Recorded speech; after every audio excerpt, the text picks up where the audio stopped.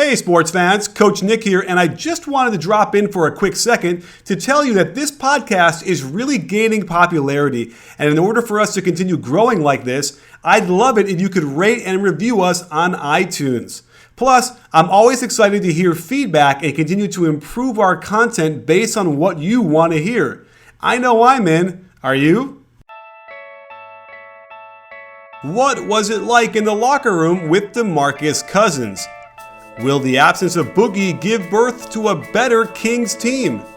Why was the mixture of George Karl and DeMarcus Cousins so toxic? The only question left is, say it with me, you win?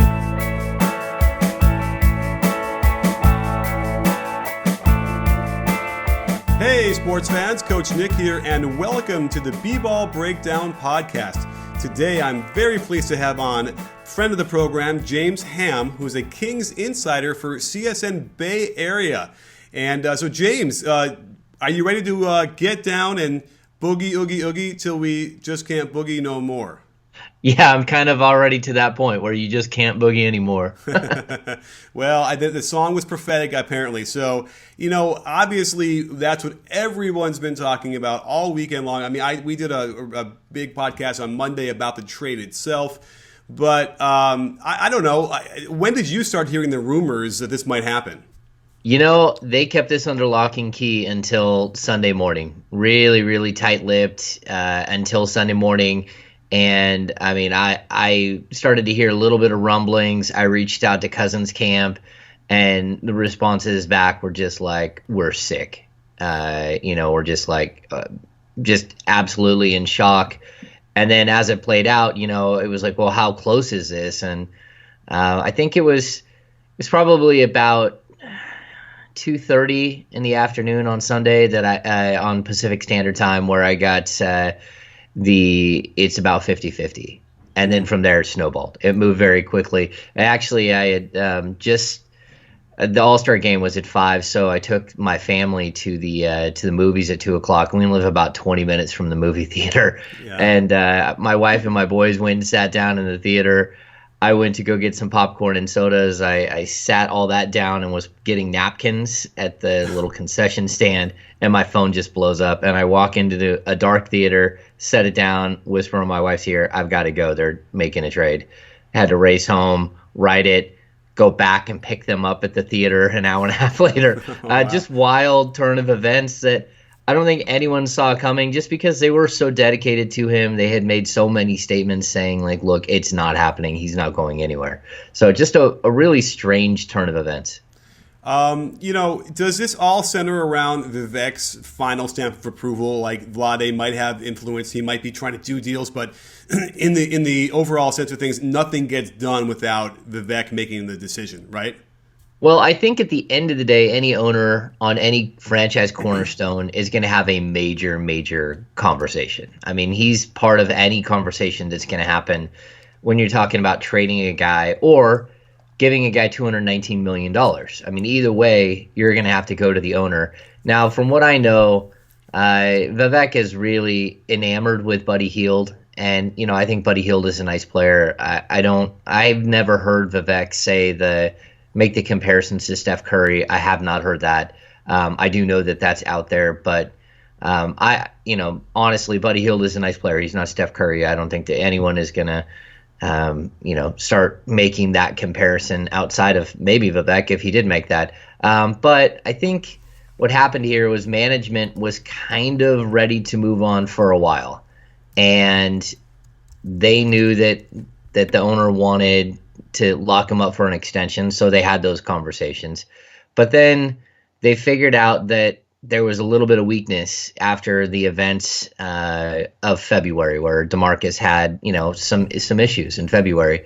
And so when it got to the point, they knew that Buddy Hield was such a huge, that he was so interested in Buddy Hield that they were able to kind of say, look, we can get you Buddy Hield. And it was like, oh, okay, well, maybe I'll listen if you can get me Buddy Hield. And then it kind of snowballed from there. And I know that there was one other team involved. I've heard that it was the Lakers and the Suns. There were two teams that were involved, but one of those teams was out a little bit earlier, which I believe was the Lakers. So it really came down to Sunday, sort of two options, and they chose the one with Buddy Hield. And as soon as they could get that cleared through Vivek, they pulled the trigger on it and made it happen, because Dan Fagan, Jared Akana were making their own moves to block this from happening. And so it became sort of an arms race to try to see who could get a deal done or a deal squashed quickly enough. And the Kings won, at least the arms race part. We'll see what happens afterwards. Sure. And Dan Fagan being Boogie's agent. Yes. Okay. Just make sure we get all that clear now. Yeah, sorry. Yeah, Dan Fagan and Jared Akana are DeMarcus Cousins' representation. Yes. And they were not at all happy with the fact that their client went from a $219 million payday to he's owed $18 million next season, and he can't sign an extension that's worth anything until after the season. So now you risk injury. Plus, even at the end of the season, the best you could get is 170 something million. So Cousins lost 40 plus million in the transaction by being traded.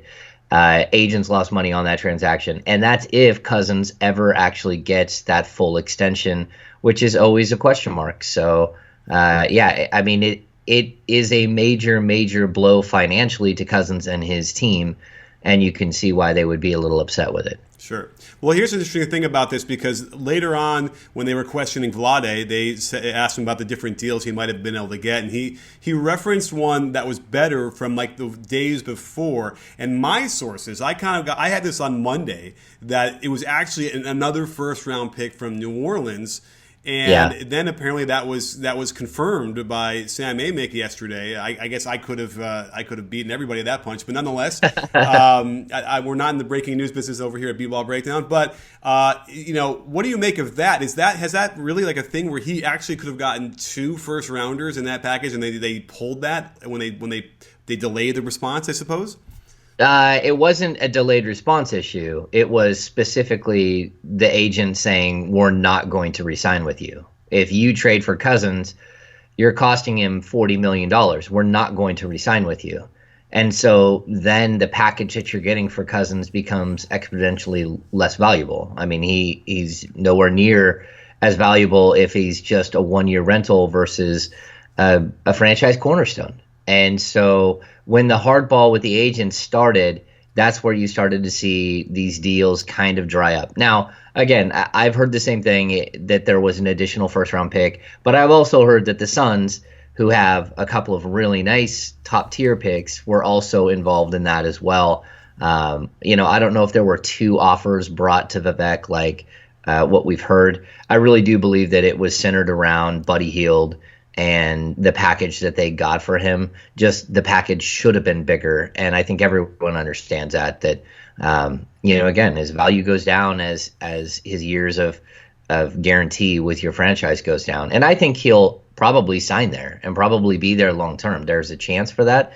But I also know Cousins, and I also know that there's a chance that by the trade deadline next year, New Orleans could be in the same position that the Kings have been in for the last 7 years, and they're on the outside looking in. And then what do you do then? Do you lock Cousins up and make him a cornerstone next to AD, or do you pull the plug on that situation then?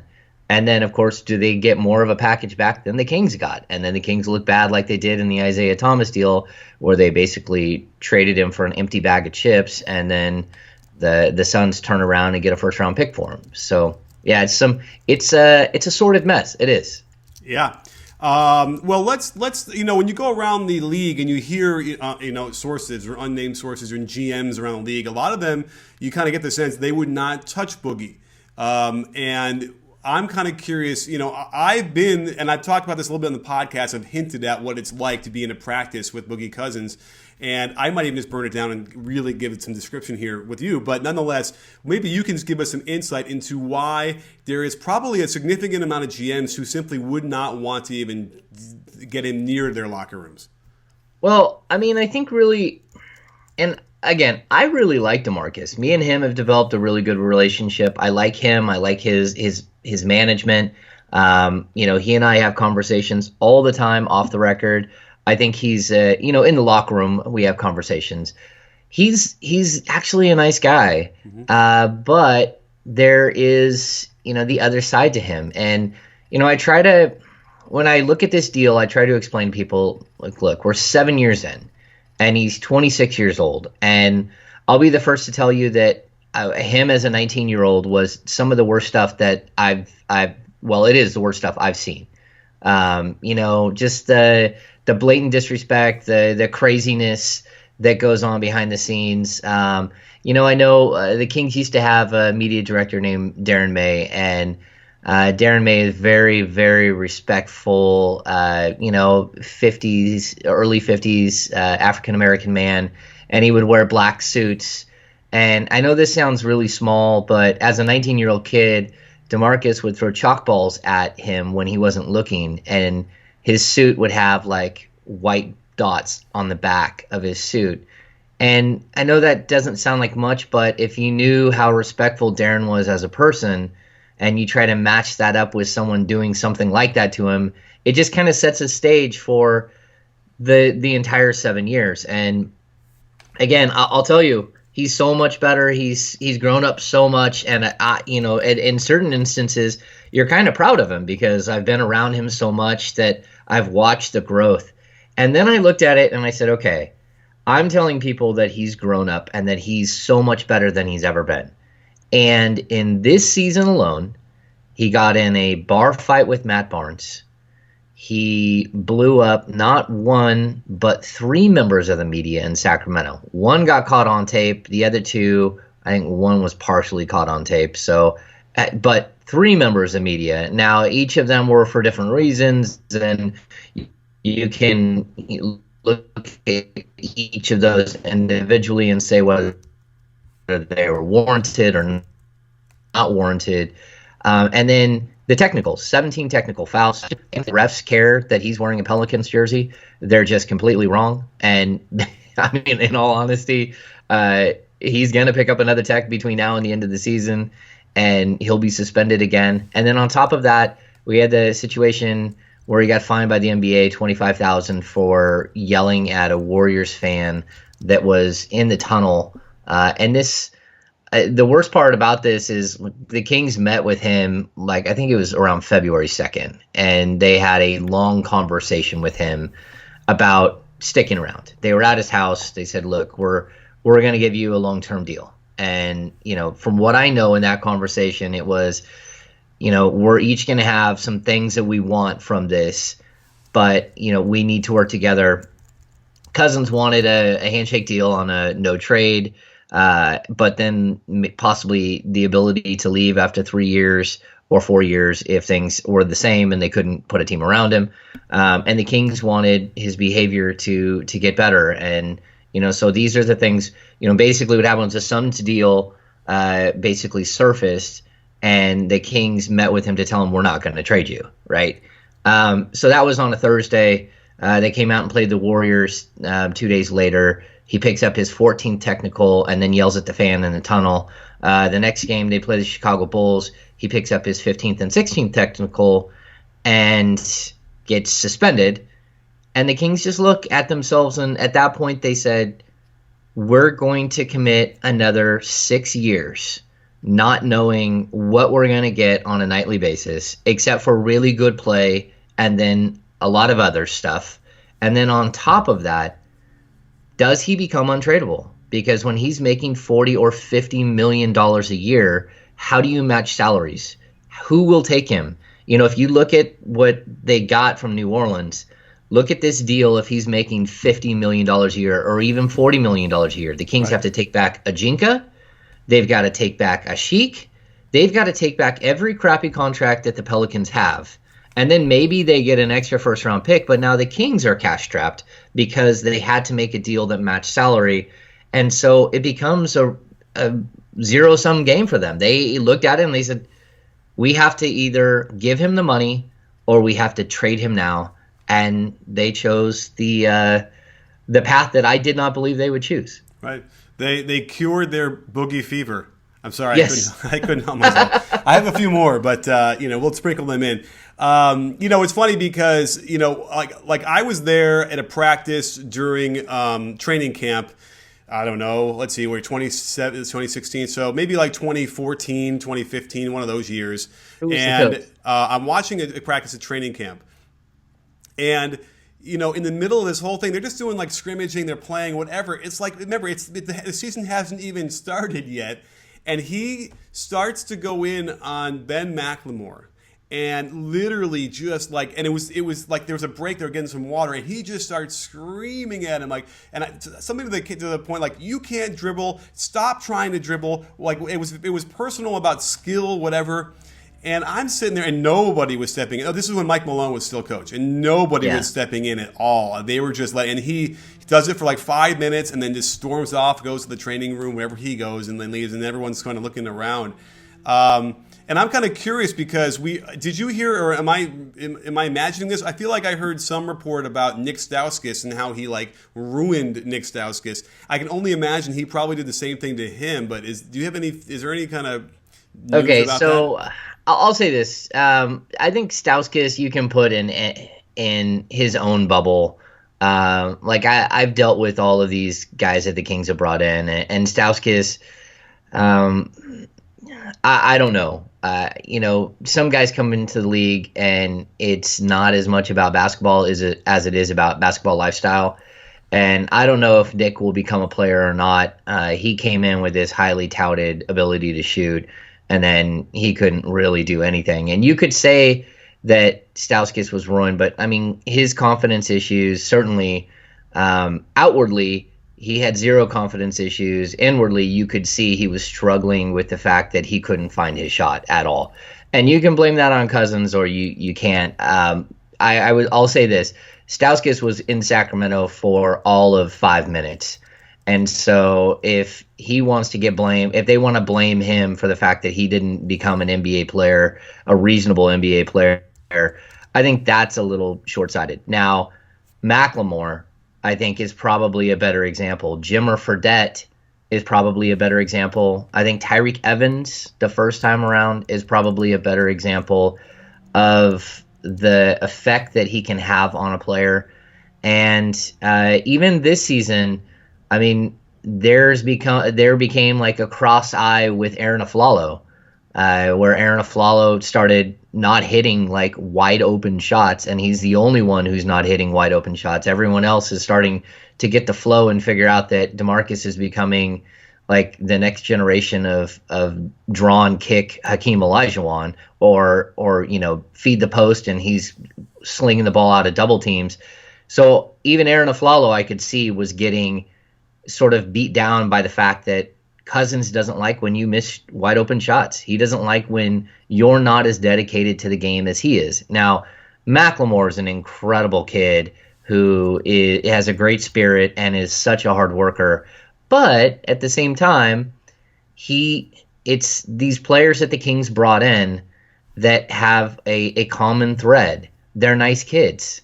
And if you bring in a bunch of nice kids into an NBA locker room, there's going to be a veteran in almost any NBA locker room that's either going to put their arm around them or eat them alive. I think maybe Cousins was a little bit more aggressive than most.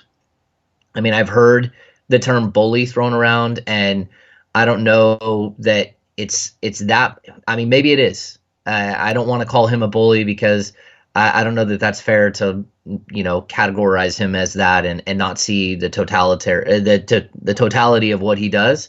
But I do know that there were times where Jimmer Fredette missed shots or took too many shots in the first half of a game, and he would walk in the locker room and just start screaming. And I do know that Isaiah Thomas dropped, I think it was something like 24 in the first half of a game, and they go in the locker room and he's complaining about his lack of shots, and Isaiah was like, "Hey, dude, we're up. Like, just let us succeed, you know." So I mean, there are all of these stories, and I mean, there are a ton of stories. I mean, we could sit here all day long and talk about stories that we may or may not have heard about Cousins. But at the end of the day, when you take him out of a locker room, I do know that I walked in and there was a freedom within not just the players, because the players, I mean, even this season, a lot of new players and a lot of them liked him, but people who work with the team, people who are in that locker room all the time, people who are around them all the time, there is a sense of relief. And it's just because he's difficult, and he's always been difficult. And that's even, like I said, year 7, him getting better, he's still difficult. And so, yeah, I mean, the McLemore situation, I think, is probably the one you circle. Like, again, not to be rude to Nick Stauskas, but show me that Nick Stauskas could do something. I mean, he's been with the 76ers long enough to shake off anything that might have happened with DeMarcus Cousins, in his 1 year in SAC. Fair enough. And yeah, and McLemore, you're right. I mean, I had spoken to him after that practice, and he, you can just get the sense that, it's like if you want to treat this like a job and you're going into work every day and one of your coworkers likes to scream at you from over at the cubicle next, all the time, like that is hard to sort of to make it work. The funny thing is nobody intentionally misses jump shots when they're open, right? It's like, and it's the last thing you'd want to do is, scream at a guy, to like, you're not playing hard enough. You're not like shooting hard enough. You're not, I guess it's a concentration thing, but man, it's not easy. And so, I think we could touch briefly on what that sense is now. You mentioned the sense of relief. Now, part of it, I guess, is because the swirling of rumors for all these years, and not related just to Boogie. I suppose it's always the coach is always a swirling rumor. But also, I have to imagine that just the absence of his presence, changes something. Did we see that? Was it a one-off last night, or did we actually see something different now in the Kings? Well, I would love to tell you that is the new Sacramento Kings, and just throw it out there that they're going to be this fun-loving. I don't even know what to describe them as. I was sitting with Doug Christie watching the game. We watch every game together because we're on the broadcast together, and then we sit up on our set and we look down over and we watch the game. And I said, this team, it could just be a flash in the pan. But it could also be the Miami Heat team from years ago when Caron Butler and Lamar Odom, they caught lightning in a bottle with a bunch of rookies and second-year players, and all of a sudden were just super fun to watch. And Stan Van Gundy, I think, was a coach, and then Pat Riley said, hey, this is too cool, and stepped back into his role.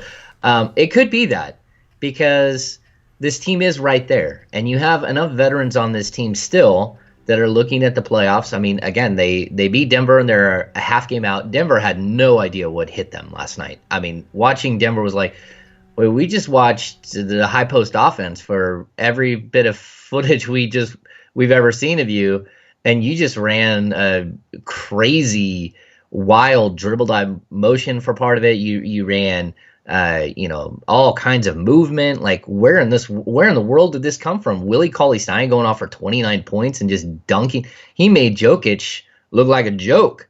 And I think when you look at it, they have pieces. They have a ton of top first round, top 10 picks. But can they put it together? I mean, Dave Yeager's a good coach, but this is on the fly. I mean, I don't know how you piece this thing together and hold it together. I think the one thing that will give them some confidence, they play a Charlotte Hornets team that's struggling big time. It was lost, 12 out of 13, including an overtime loss last night.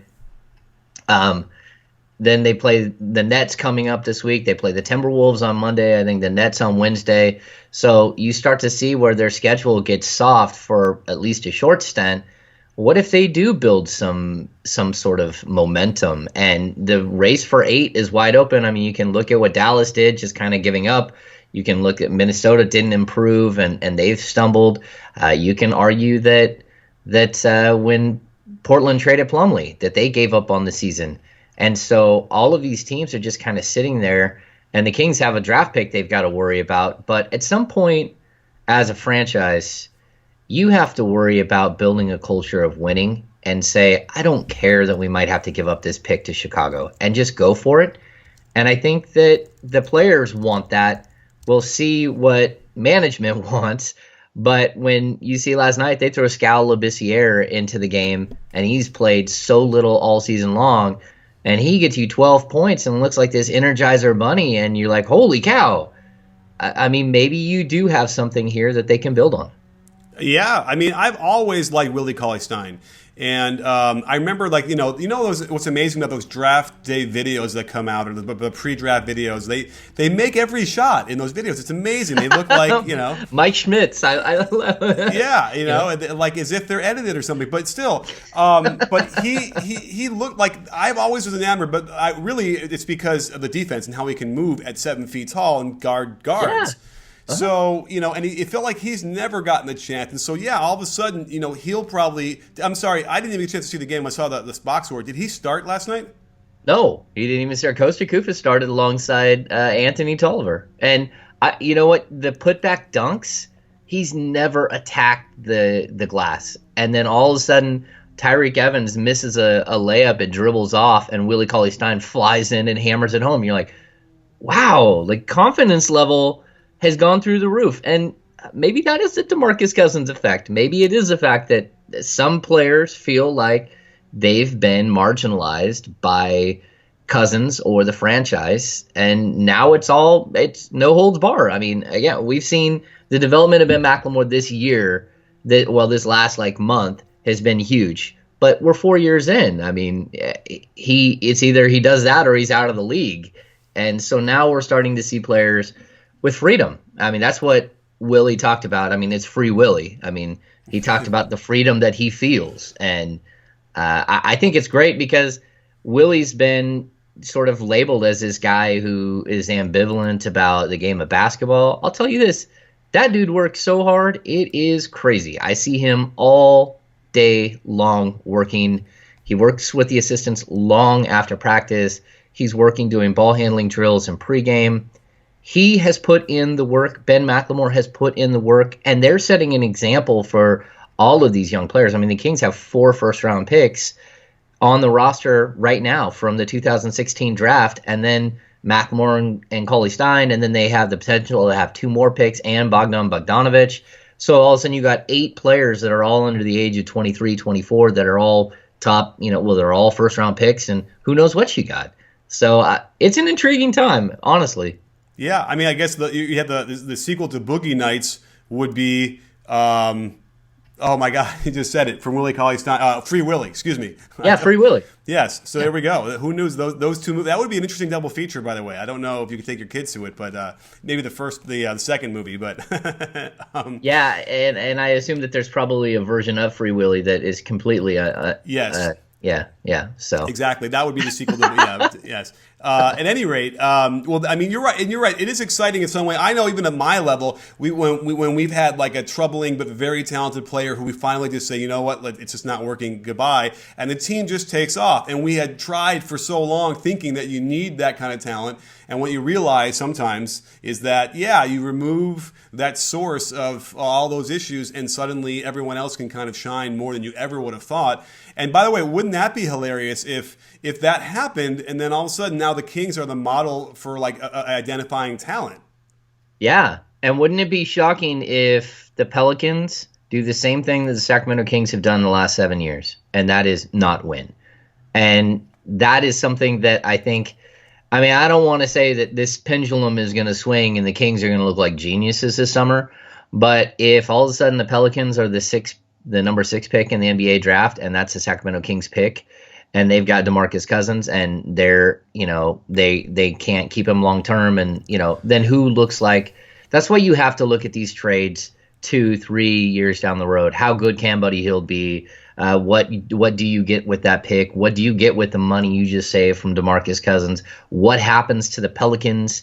Does DeMarcus have that same exact effect that he's had on all of these young players in Sacramento? Does he have that exact same effect on Anthony Davis? I mean, these are things that you have to look at as the whole picture of DeMarcus and the whole picture of the trade. I mean, is it getting better by addition by subtraction? And I'm not going to say that right now. And again, I like the guy, and I still see where, if I'm the Kings, I don't know that I made the wrong decision. Sure. You know? Before I forget, I wanted to follow up really quickly on the deal they were offering. So is your timeline such that the Pelicans offered the 2 first-rounders, then they started to just inquire up to Boogie's agent about the possibilities of him re-signing, and they made it clear they wouldn't, and then they went back and said, okay, well, never mind, we'll offer you only 1 first-rounder? Is that sort of how it worked? Yeah, from what I know, it was all playing out on Saturday. That's the day that the Kings basically brought the trade to, well, I don't even know if you can say that. That's the day that conversations began where his agents knew about what was happening. Okay. So he was saying like the day before, 2 days before. So Friday, the Kings probably had a better deal. Hang on one second. Yeah, I mean, it's a very strange thing because as far as I can tell, this All-Star break happened really late. I mean, rarely do we have an All-Star break where there's only about 25 games left in the season. And I think that what threw that off is that normally when it's earlier and all the GMs are hanging out that All-Star weekend, then all those deals can kind of become, real or not. And so that also tightened this weird deadline, it seemed like. So I think that might have exacerbated some stuff as well as far as like how this all went down. The other offer that, when they had sat down with Boogie and were describing offers and how they wanted to extend him and all that stuff, like clearly Boogie must have not have completely been trusting of the Kings since it's been shown in the past that they've kind of gone against what they told him anyway, right? You know what? No. That's kind of another nuance to DeMarcus. He has his clothing brand is Loyalty. I think it's Loyalty XI. I don't know what the entire. I mean, he believes so firmly in loyalty, and I think he believed that Vivek Ranadive would never trade him, would never allow him to leave, and so I think he basically lived under that principle that it didn't matter how many GMs or how many coaches or whoever told him what, he was always going to be there. And I mean, he loves the community of Sacramento. He's done great things in the community. He's a very generous guy. Even things that people don't, he doesn't want advertised. He's very generous. But at the same time, I think there's always going to be a disconnect that what loyalty means to him and what loyalty means to other people.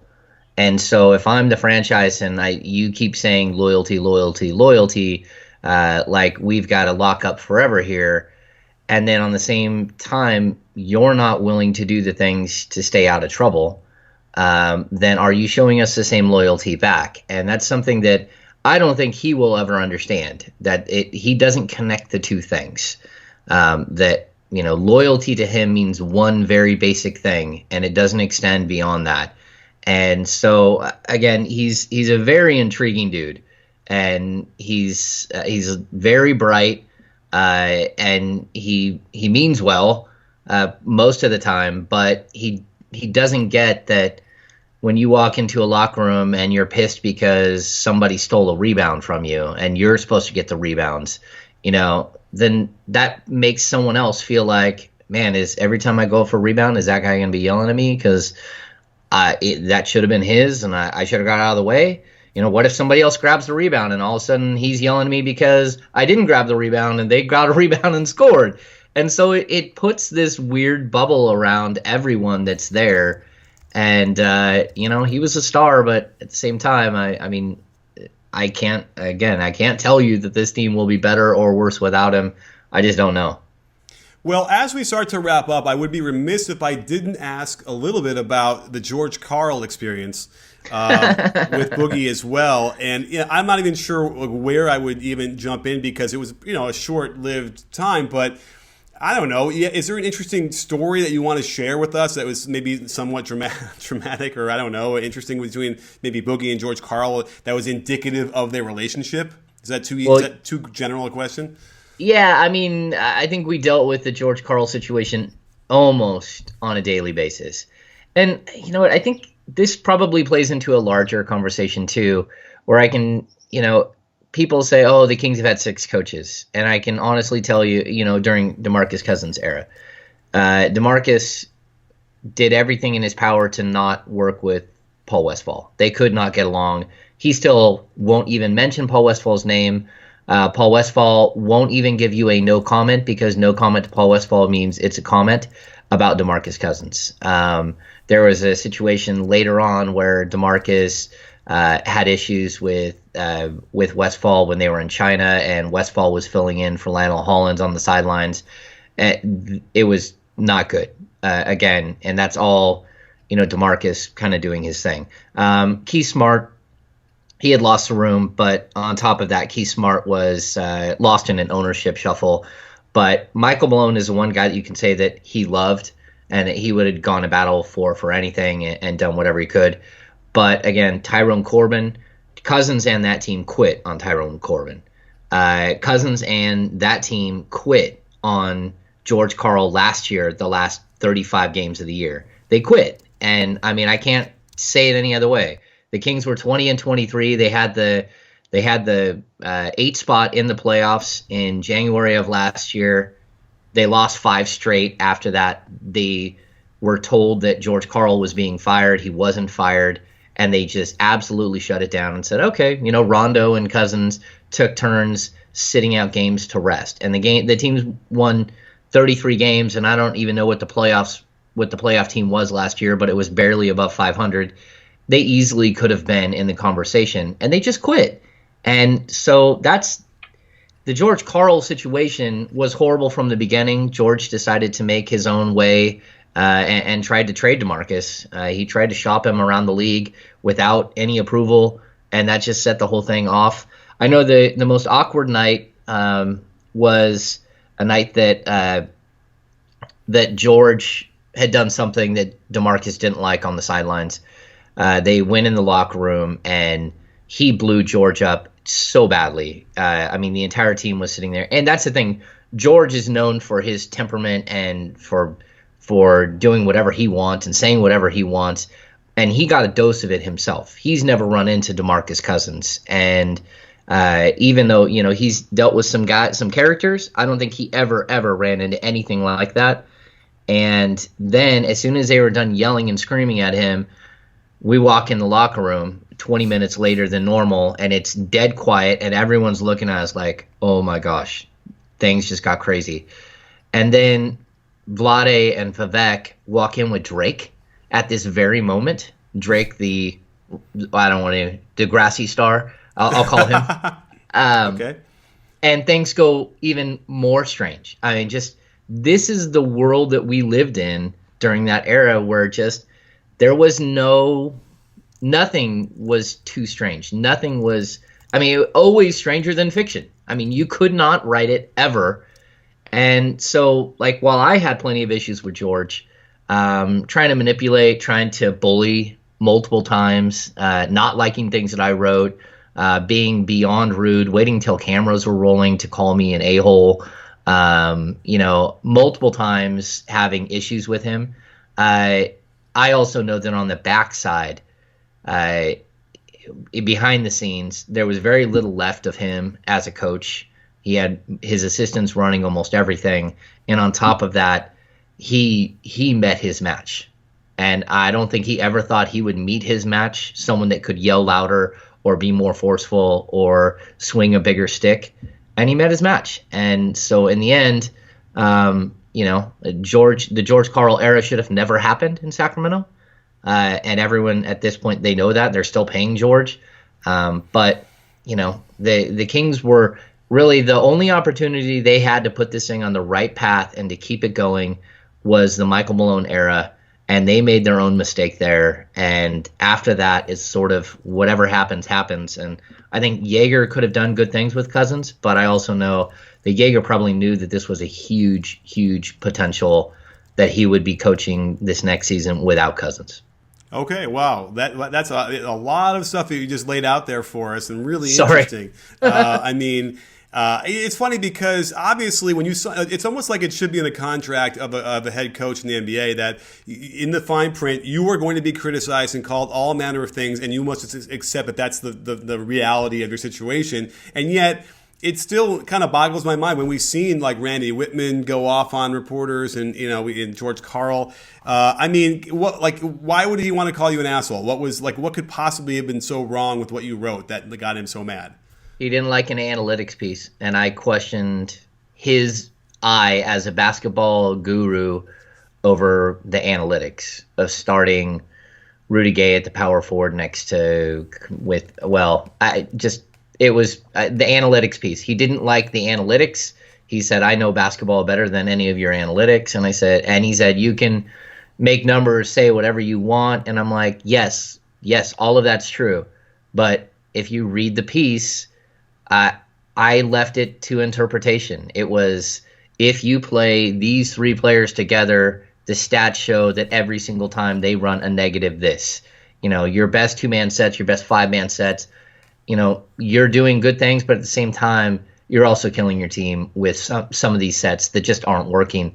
There was a contentious relationship the entire time because he was trying to get his team to buy into, switching on every single possession on defense.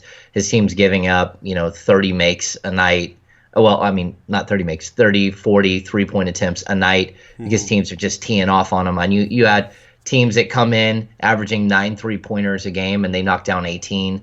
That's what the George Karl era was like on the defensive side. Now, as far as the offensive side, everyone ate and they were excited and they liked playing that style. But the Kings kept losing because they played no defense at all. It's kind of like what Michael Malone is dealing with right now in Denver, where you got a team that can score 112 a night, but they can't not give up 113. Yeah. And so, it's George was an interesting character. And honestly, I loved, before he was a Kings coach, I loved when George Karl would come through town. He gave you such great answers to your question. He looked you in the eye.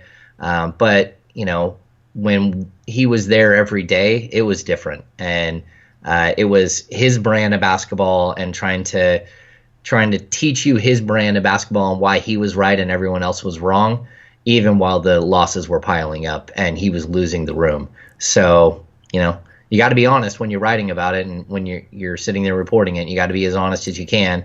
And he didn't like that. Yeah, we're in an interesting time right now because for so long in the NBA, a certain type of coach had been recycled over and over again. George Karl is sort of the epitome of that. You're talking about even like Lionel Hollins, and then back Bill Fitch is a good example. And the funny thing about that, even like Byron Scott kind of falls into that category, and then the guy who just got fired before Tibbs. Sam Mitchell, there's a certain, either former player or a certain era where, so much has been learned about the game. And it's not just analytics, it's actually the fundamentals as well, where you got to wonder, like, when's the last time this guy's like gone to a coaching clinic and seen cutting edge stuff that people are doing like in Europe or doing, in other places and or in lower levels that really could affect the way you coach the game now. And then, it kind of gets confirmed when you hear them talk about that or criticize guys who write about it. You can kind of tell if they haven't moved on, or, when you're a doctor, you have to every year or whatever, 2 years, continually learn new things, right? You can't keep prescribing the same stuff if it's changed over the years. So anyway, the point being that I think certain coaches, it's like that's gonna go away. We are now in the death throes of that kind of coach, and all these younger coaches that are coming in seem like they have a better grip of that. The only thing they might not have, though, is that sort of ability to control the room and and have that kind of command. Now, do you think that Dave Yeager has that? Is he go in there and people are like snapping their heads and being like, yeah, yes, coach, yes, coach? Yeah, he has an ability to own the room, I believe. I think his players love him and they'll fall in line behind him. I haven't had anyone complain except for maybe Omri Caspi, who had issues with Yeager, and that was, his own things, and injuries and illnesses and, setbacks. And then unfortunately he goes to the Pelicans and breaks his thumb on the first night. Yeah. I think that he's the only one that I heard any gripes at all from. And I think that was just sort of what it really comes down to is that Dave had really put a lot of stock in his relationship with Matt Barnes. And Omri Caspi was like, look, I'm a free agent. At the end of the year, I averaged 12 points and 5.5 rebounds off the bench last year, shot over 40% from three for the last 2 years. And I just lost all of my minutes to a 36, almost 37-year-old dude. I want to be here forever, and you're choosing him over me. And so there was some stuff there. But I think overall, Yeager, you saw last year with his team falling in line And him, what did he have, 25, 26 players throughout the season? He basically cycled through D-League players the entire second half and still managed to somehow coast his team in to the playoffs. And I think you're seeing that right now. I mean, I think the Kings are still on board with what he's preaching. And again, whether management likes it or not, their main objective is to make the playoffs. And if the management they wanted to end all of that talk, they should have traded Kosta Koufos. They should have traded Darren Collison at the trade deadline and really took all of their ability to manage this, gutted the team fully. But now you leave the door open for this team to rally, and you never know. So to make a long story short, yes, I think Dave Joerger can do a little bit of everything. He can manage both the players and he can do the X's and O's. As far as analytics, I don't know that he's an analytics guy fully, but the Kings have guys on staff. I mean, they've got Roland Beach from 82games.com. I mean, right. they've got guys there to work that side.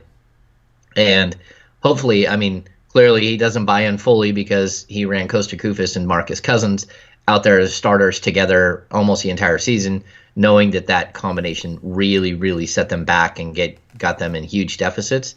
But it was his style of play. So, yeah, I don't know what to make of it. I just know that it's a lot more stable under Joerger, and he's going to be here for 3 or 4 years, where I never felt that with almost anyone other than Michael Malone, and they cut him out, 24 games into a second season. Yeah, really too bad, Well, listen, this was as thorough and insider-y of a Kings take as we've heard. Fantastic stuff from you, James.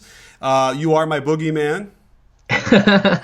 And this was a boogie wonderland, I suppose. So yeah, there we go. Done. You're done with your puns. Yeah, I am. Yes. So well, listen, the '70s was a long time ago. Unfortunately, I remember them. So at any rate, well, I can't thank you enough for coming on the show and breaking this stuff down. And you're right, I am all in. I cannot wait to watch the last few games of the season, because wouldn't it be crazy if if the Kings take that A spot and the Pelicans don't?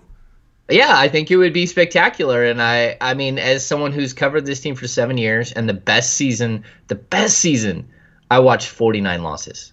I mean, 33 wins is the best year.